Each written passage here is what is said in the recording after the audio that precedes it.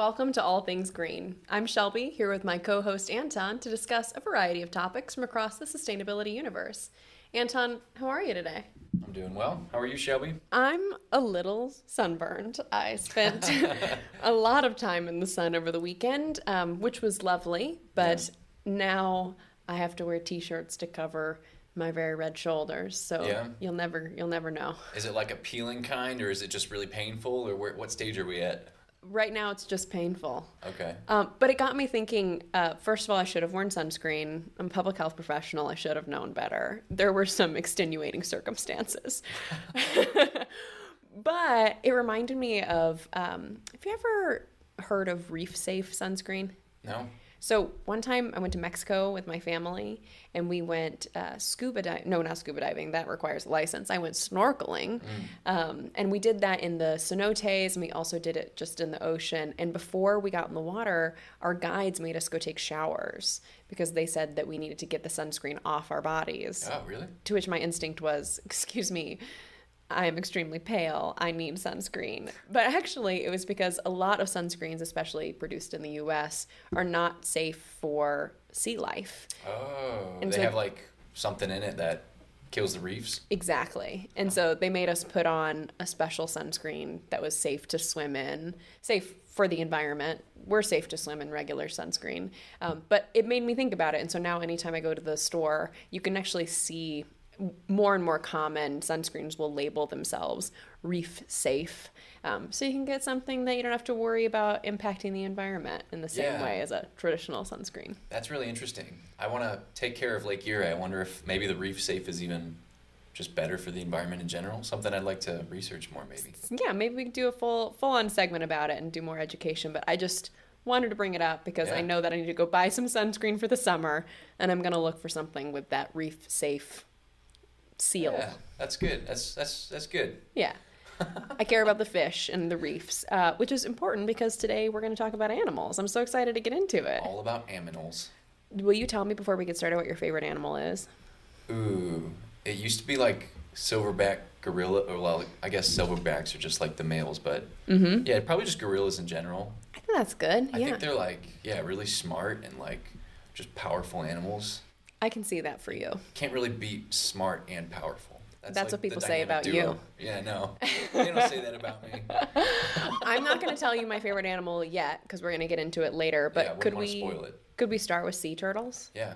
I think my mom might say that sea turtles are one of her favorite animals. My sister would probably say sea turtles. Yeah. I love a good sea turtle. Don't get me wrong. There's not an animal today that we'll talk about that I don't love, but it's not my favorite. Okay. Sea turtles, it turns out, are really important. So I'm getting a lot of information today from the AP, but also some work out of the Leatherback Project and a couple of resources that give me a few more definitions, including from National Geographic. So let's talk about leatherback sea turtles and their importance as a keystone species. Sound good? Yeah, what is a keystone species? That's a really good question. I'm so glad you asked. So a keystone species, according to National Geographic, is a species that's so important for an ecosystem that if you removed it from an ecosystem, it would drastically change that system. Does that sound good?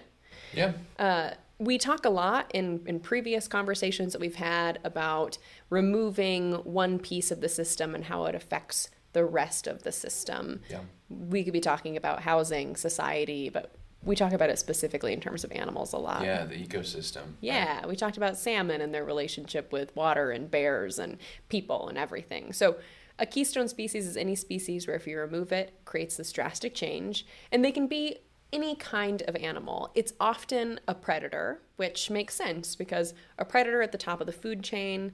When you were little, did you ever have to make those sort of food webs or food chains? That was honestly my favorite part of science class. I love the animals. I mean, that was a lot of fun. Yes. And so you'd put your predator up top, and then you could see how it branched out into all of these other animals and plants and fungi and everything. But it kind of led up. So that would make sense, right? That a predator would be this keystone species. Could you think of like an example of something that would count in that? Like wolves, maybe. Totally. In like Yellowstone, right? Yes. The elk populations are booming right now. Absolutely. And they are probably eating or over harvesting maybe certain plants or something. So That's a great example. they're trying to bring wolves back to kill the elk. Yes, that's right, which sounds bad. Oh, elk, those are cool. And part of the reason that humans actually killed off wolves or really, really lowered their population numbers in the first place was this fear over elk populations. Aren't they cool? Won't they bring people to our national parks to look at them? But as you mentioned, you have more herbivores, they're eating more plants. It's just messing with that really delicate cycle. Right. So fewer wolves, more elks, bad news. So we're trying to reintroduce wolves. They're an apex predator and they're a keystone species. But it doesn't have to be a predator. Herbivores can also be keystone species. So an example of an herbivore keystone species might be something like, well, actually, you gave an example about bison. I want you to talk about that again really briefly. The buffalo running clover. Yes, yes. So like in Ohio, we have that threatened clover species, the buffalo running clover. And it's because we don't have bison anymore to like disturb the clover, to put their little hoofs in or big hoofs in and munch on the clover. And so the population's actually suffering without that disturbance. Yeah, totally. That's a great example of an herbivore that's also a keystone species. And then finally, we have mutualists. So essentially two species that kind of help each other. And then those two things end up being a part of this larger ecosystem. So think about pollinators, bees that are landing on flowers, and they're getting a benefit from that because they get the nectar, they feed on that. But then also they travel around with that pollen and it flies off in every direction. And so then we pollinate other plants. And so those are mutualists. They're working together. And then because the bees are helping the flowers, anything that's eating those plants is also benefiting. So again, keystone, because everything relies on this mutual relationship. And I think you had an Ohio example for that too. Oh yeah, like oak trees. Yes. I mean, they do so much for mammals, for birds, for insects, and just the ecology of the soil. Like they do so much for the environment. So oak trees. Well, we've gone a far cry away from leatherback sea turtles, but I thought it was important to establish. It was worth it. Thank you. Like what a keystone species is. We talk about this all the time without using that language, and as much as possible, I want us to be learning more about how to talk about these things. So. Leatherback sea turtles are a keystone species. They're a predator, and they eat jellyfish. Jellyfish of all kinds. And that's important because jellyfish mostly eat juvenile fish of other varieties. Now, that makes sense, and none of that is bad. But if there are fewer sea turtles to eat the jellyfish, then there are too many jellyfish eating these baby fish before they reach maturity. So then those fish can't even have babies, and we start to lose populations for these other fish. I've actually heard that jellyfish have actually been booming in population lately. So doesn't make going to the beach all that fun when you got too many jellyfish stinging you. Right. So it's important, all of those pieces. We don't want to get rid of jellyfish. The answer is not that, but the answer is to have this delicate balance maintained. So leatherback sea turtles, super important, but like most animals, they're being impacted by climate change. They spend their life in the water, except for, of course, when they go lay their eggs on the beach. So it's important for them to have passage onto beaches, that there are beaches available for them to be able to lay their eggs. These animals live a really long time, so it takes a long time to build back up the population. They don't reach sexual maturity until they're like 9 to 20 years old. Wow. So there's a long time in their life before they can even go lay eggs. That's crazy. Yeah, you can't kind of bring it back overnight. So there's this group called the Leatherback Project, and their work is to try to conserve specifically leatherback sea turtles. And they've been doing so much advocacy, not them on their own, but they were a huge player in making Panama recently pass a law that gives sea turtles rights, just like a person has rights. That's cool. That's like awesome. Yeah, we talked about this a little with the salmon story that you told. Yes. And so this is very similar. Do you want to remind us really quickly what we learned in the salmon story? Yeah, that was over in Seattle, Washington, I believe it was. Yes. And basically a tribe, indigenous tribe, sued the city of Seattle and said, hey, these salmon have rights. They have the right to thrive, and they affect the rest of nature. They affect the bears and the people who are trying to fish. And so animals have rights too. Absolutely. And we got to make sure that that's codified. Yeah, so Seattle did it as a city, and this is a whole nation that has said, we care about these animals, we think that they're important. It's also partially because it's important for their tourism industry. A lot of people come so they can see the migration of these sea turtles. They're very cute. Yeah. And so now they have this protection. That means that there's no interstate commerce or international commerce that can rely on the sale of turtles, their parts, or their eggs. And it also means that developers have to think about the environment and where sea turtles can lay their eggs before they create new development.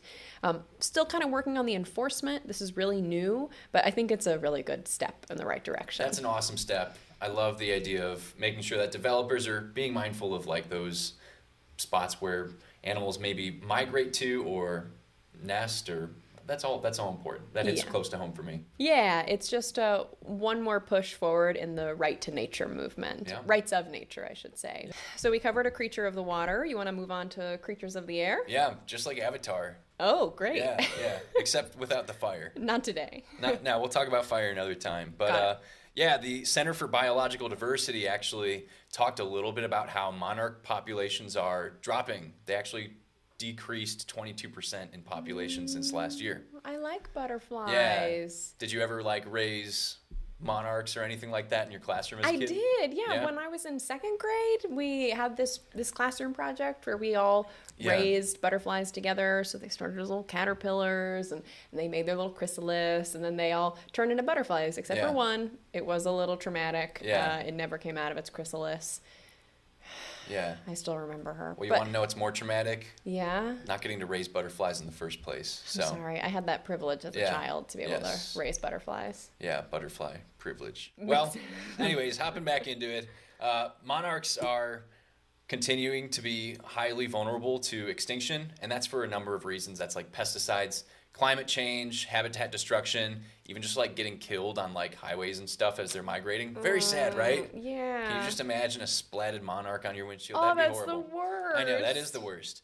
No, I meant it was the worst that you told me that. Oh, yeah. Well, it happens. It happens.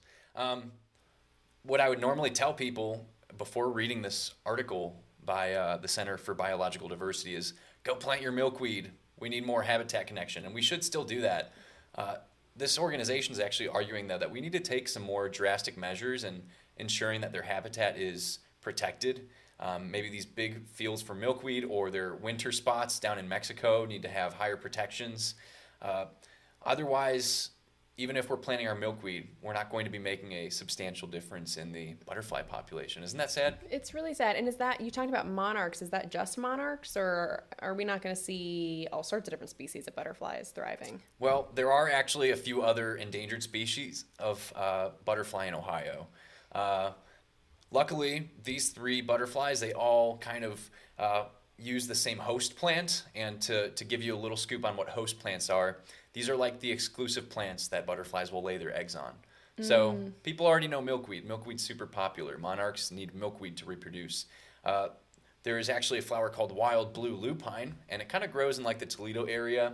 It's a very beautiful, almost like indigo, purplish, bluish hue. And the frosted elfin, the Carner blue, and the Perseus dusky wing, they're all endangered butterflies that need wild lupine, and they are all endangered. They're still struggling. Researchers and experts are still struggling to try and maintain populations in Ohio. So kind of sad. I'm not sure if wild lupine would thrive in your neck of the woods, or in Cleveland, I mean. But something that maybe policy can accomplish to protect our butterfly species.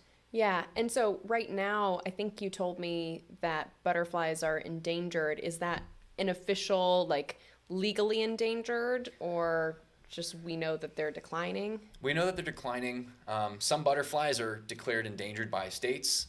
Other butterflies, like the monarch, people are starting to push for like a federal endangered status.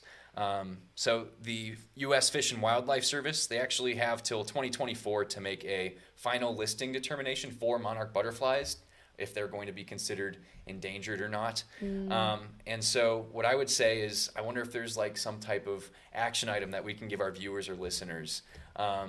maybe we'll put something down in the show notes. Maybe we could find a petition or even just make phone calls to the U.S. Fish and Wildlife Service and say, hey, we care about our monarchs. Let's try and work on some policies, create some dialogue with our government. I'm pro monarch all the way. Yeah, me too. Not in terms of royalty, but definitely in terms of butterflies. That was a good one. Thank you. Yeah. So anyways, that's all I got for you for our air segment. Thank you. I think we talked about water, air.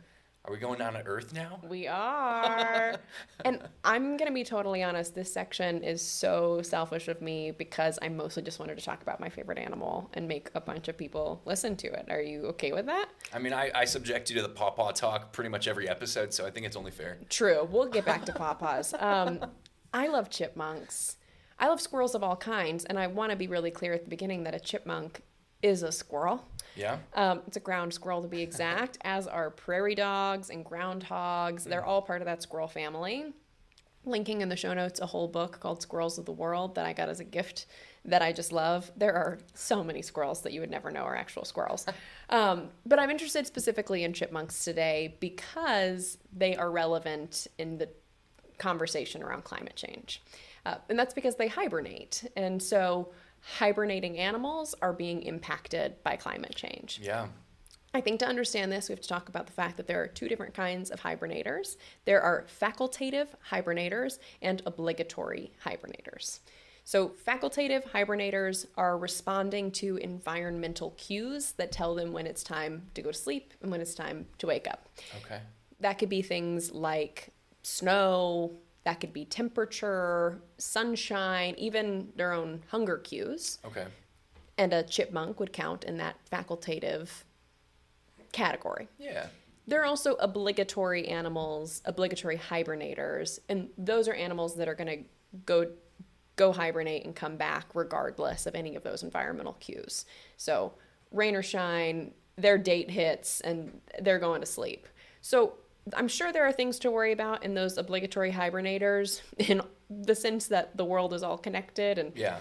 Oh, I bet. Yeah. But today I specifically want to talk about those facultative hibernators and the environmental cues that they get or don't get that tell them when they should hibernate and when they should come back into activity. I'm excited to hear about it. Yeah. Yeah. First of all, I'm seeing chipmunks everywhere. Are they out in your neighborhood right now? Oh, yeah. They're at my parents' house too, digging little holes. Yeah. I know that some people find them to be vermin. I don't. I think they're the best. Maybe I'll feel differently when I own my own home. Yeah. They're so important, and they're also extremely cute. So I don't know what more people want. They are a facultative hibernator, so chipmunks are reacting to the warmth of the ground when they decide to hibernate and then come back to activity.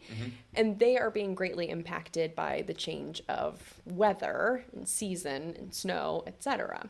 Yeah. So for example, we have had quite a few warm winters, and that means that sometimes they don't go hibernate until much later, or they come back to activity much earlier than their traditional routine would have them do. So if their hibernation period is shrunk, that means that they have more time above ground, so they're in more competition for food, and they're also becoming food for predators. Hawks and foxes and exactly. Else. Yeah. We already talked about keystone species. I wouldn't necessarily call a chipmunk a keystone species. Don't quote me on that. I didn't verify, but they are part of this massive food web. And so if we have more of them being eaten, then fewer of them are making it to hibernation. We have fewer chipmunks going forward. We're also probably inflating the population of species that would be eating those chipmunks because they have more access to food than maybe they should in some of the leaner times of the year that they might expect. The opposite can also be true if we have late season snows, which has also been created by climate change. You know, we've had these like May and June snows up here. Yeah. And that means that sometimes they decide to stay in hibernation for longer. And that can mean that they have less time activity-wise above ground to collect food and put fat on their bodies. So when they go back into hibernation, they're less likely to make it through the next winter. Sad. It's really sad. I don't know if I can make it through this segment. I'm just thinking about sad chipmunks now. Sad dead chipmunks. Don't. Oh, yeah. Well, this is the worst climate news I've ever heard. There's more chipmunk death. But really, this is important. That's the worst climate news you've heard? Selfishly, yes. I don't think you quite understand the gravity of how much I love chipmunks. There was even a study over a really warm winter in California where they put little trackers on 9 chipmunks, and 8 of them didn't hibernate at all. They just never went into hibernation, and they know from the trackers that the only one that survived is the one that hibernated. Wow. Yeah. So we're talking about this in terms of chipmunks because they're my favorite and I wanted to go there. But this could affect all sorts of hibernating creatures. Any creature that is a facultative hibernator is going to be impacted by the effects of longer summers, milder winters. In fact, alpine chipmunks, which are different than what we would see here in Ohio, they keep going higher and higher in the mountains, trying to find that coolness that they're used to. Yeah. Which means their geographic footprint is shrinking, and so is their genetic biodiversity. Yeah. Because they're kind of all in the same house party, and they're all breeding in the same... Yeah, it's like marrying your cousin. You don't do it. Yeah. It is exactly like that. And that's not good because we need genetic biodiversity so they can be adaptable and they can survive disease and all sorts of things. So they're making adaptations, they're moving further north, but it's not going to allow for that species to thrive. And as we learned today, one failing species really has this trickle effect into the success of other species. And we're a species too. So I don't want to see chipmunks disappear from the earth, which means that I want to keep tackling climate change. Chipmunks for climate change. Yeah, that sounds good to me. That's all I had for you today. We could talk about chipmunks all day long, but I would start to just talk about how cute they are. But that's what I have for you as far as climate change goes. Yippee-ki-yay, mamacita. That's an Alvin and the Chipmunks reference. As a chipmunk fan, I gotta say the representation on Alvin and the Chipmunks is really inaccurate. They are not that good of singers. No, they're not. No. Well, we could talk about Alvin and the Chipmunks anytime, but this is all I had prepared for you about chipmunks. Do you want to tell everybody how they can keep up to date with us? Yeah, I'll do that. If you'd like to stay connected to us, be sure to follow us on Instagram and TikTok at One Planet Media. That's ONE1. And if you'd like to rewatch full episodes, check out our YouTube channel, All Things Green Show. You can find all of our sources from today's episode in our show notes. We'll be back at the same time next week to bring you more news. Thank you for being a part of the global sustainability movement. All right.